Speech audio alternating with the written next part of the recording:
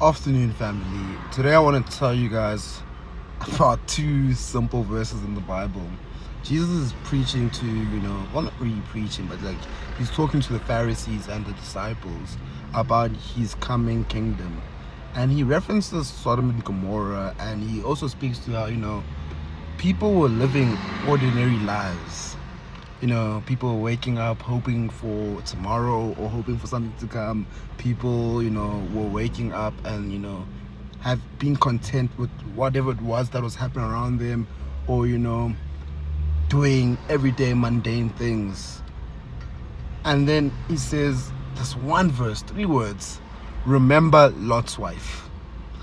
And when you go read the story about what happens in Sodom and Gomorrah, the one verse that you find about Lot's wife says she looked behind him and became a pillar of salt.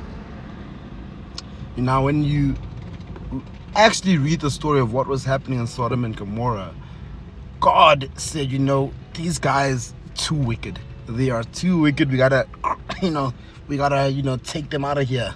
We gotta push them to the side.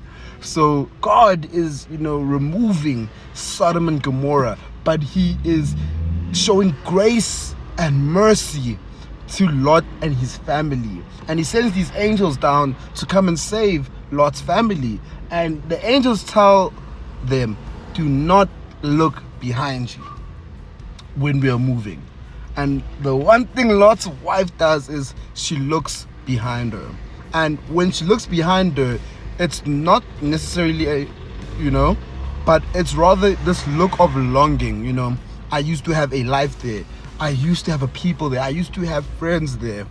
And God, in all of this, is saving Lot and his family from destruction, from this wickedness.